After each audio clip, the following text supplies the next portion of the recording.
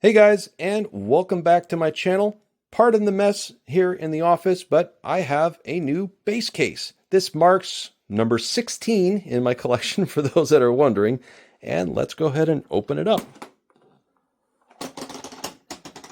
What we have here is the Fender American Professional Series 2 in a precision 5-string. The finish is what they call a dark night, and that is, to my eyes anyway, I'm a little colorblind, that is a blue to black fade. So you have a little bit of blue here, and then it fades more to the black with the black pick guard, and you can even see some of the pearl inside the paint job there. Absolutely beautiful. I'll start with going through some of the features, and since I own some of the Ultra 1 series bass guitars, this is the line below it, and the quality is very good. The bass does have a few issues that I was able to fix off camera, which I will go over, but let's check out some of the features. This is a 5-string precision, and it's just got the single precision pickup, it's got the high mass bridge, and the lightweight tuners here at the headstock. And it is a 4x1 for balance, and it does have the 2 string trees here for the break angle at the nut and that's also on the Ultra series, which is great. Something that this particular neck, this is a all maple neck, that the Ultra 1s, I have to say the Ultra 1s because the Ultra 2s just came out as of recording this video, is that the American Professional and the Ultra 2s have reinforcing graphite rods inside the neck in addition to the truss rod that holds the tension on the strings to stabilize that neck for longevity. Something really nice that I never know that you might actually need it, but it's good to know that this neck is going to be very stable through any kind of weather changes, any humidity changes. It's going to be very important in the long run for the life of this bass. Getting back to the electronics here, we have a 3-pole by 2-pole offset here, precision pickup. We have a simple volume knob and a tone knob. There's no batteries. This is all passive. Now, inherently, with a precision pickup, the beauty of a precision pickup is that you have, on a standard precision, 2 poles here and another 2 poles here. And the way they're wound, they usually cancel out any hum that might come through the electronics inside. However, you now have to deal with the extra string, so you need that extra pole. So you have 3 poles to 2 poles. There is a slight winding impedance difference to help offset that so that there's minimal hum coming through the electronics when you have it plugged in. Which leads me to my next point, and one of my pet peeves with Fender American in general is that they have not put in any kind of cavity shielding, electronics cavity shielding underneath the pick guards since 2020. And I say this because I have a 2020 Ultra Precision that came with the black copper paint inside that is meant to shield the electronics from any outside interference or to really greatly reduce any kind of outside interference. This is in passive mode after the shield job.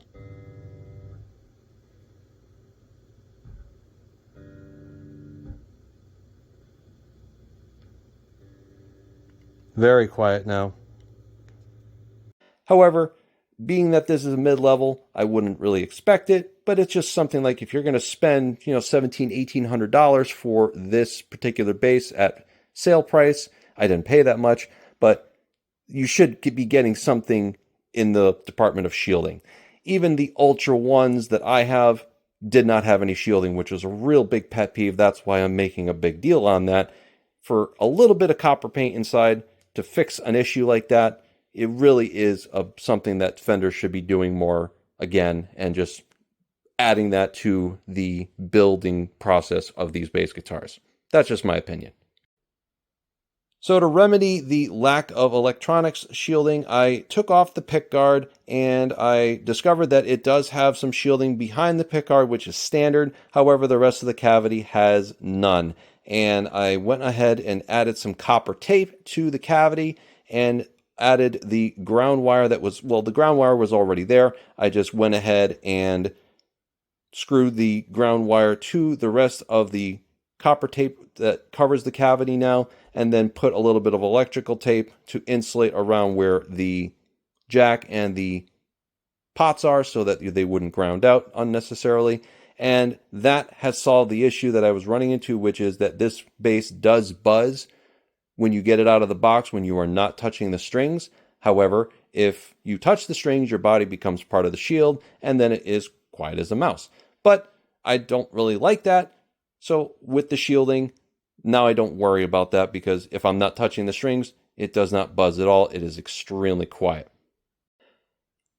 So a word on the bridge. The bridge is the high mass bridge, and you do have the ability to either string through the bridge here, or you can string through the body, which I prefer stringing through the body. It does add a little bit more sustain. And you can see on the saddles here, you actually have quite a few choices. Actually, the G string can give you a better example of what we're talking about here, is that you have these different slots for the string to rest in so that you can change the distance between the two. Now, right now, if I was to measure it, I'm looking at about 16 millimeters in between each string, and that's how it was set up. That's perfectly comfortable for my needs, but you can go back and forth to these different slots in order to adjust it to your liking. We have 45 to 125, so 45, 65, 85, 105, and then 125 is the set that is on there. That is their standard set. It feels good for my fingers. I might even go 130 here, depending on how I start to really dig into this bass as I play it more. But 125 is a nice halfway between it being too light of a B string and also too heavy of a B string, where you don't get that articulation. This is a 34-inch scale, so a 34-inch scale tends to be more of a floppy low B string, but we're going to throw some audio samples here. There's a lot of those on YouTube, but I have my action really low. You can listen to just the acoustic from the microphone. There's quite a bit of articulation.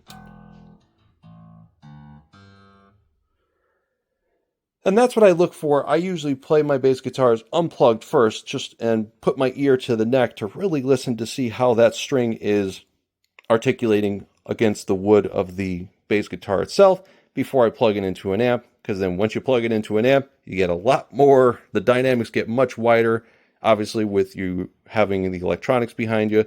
But the quality here from a wood perspective is really good. Another feature that I forgot to mention is that we have tapered tuning shafts here on the tuning keys. So it is wider at the top and it's thinner at the bottom. So as you start to wind the string around the tree here, that will make the string more secure here around the tuning peg. And that just is another nice feature, ergonomic feature, I would say, that makes the bass a little bit more reliable when keeping the strings in tune. Now, one of the things that I did not address just yet for my needs is the actual nut. This is a synthetic bone nut, and you might be able to tell here, but if you see the distance, right now it's about 8 millimeters in between each of the strings. However, the B string and the G string specifically, it is very close to the edge of the neck here. And the problem is that if you're playing, it's going to fall like that. It has a much more susceptibility to do that. And when I measured with my digital calipers, the slot was cut too close to the edge here. It's off by 0.2 millimeters. It should be in a little bit more, and that would solve the issue that I'm having here altogether. But I'm probably going to need to go and replace the nut at some point if I really have that issue.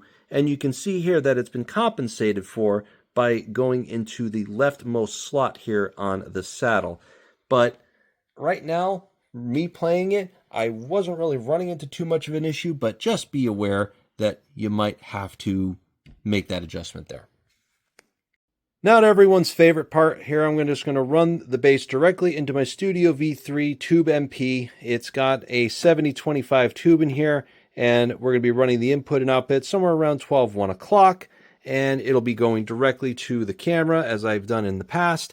The only thing I have here is a modest small EQ of low, mid, and high. So I think the high is somewhere around 6K, the mid is around 800, and I believe the low is at 100 hertz, just to give a little bit of a flavor, color to the tone here. Gives you an idea for a direct. It's obviously going to sound a little different if you're running through a stack, for example, but I'm just doing this type of setup here. I'll do it more in-depth with the mic to the amplifier here for subsequent videos, but this should give you a good idea of what this bass sounds like. Check it out.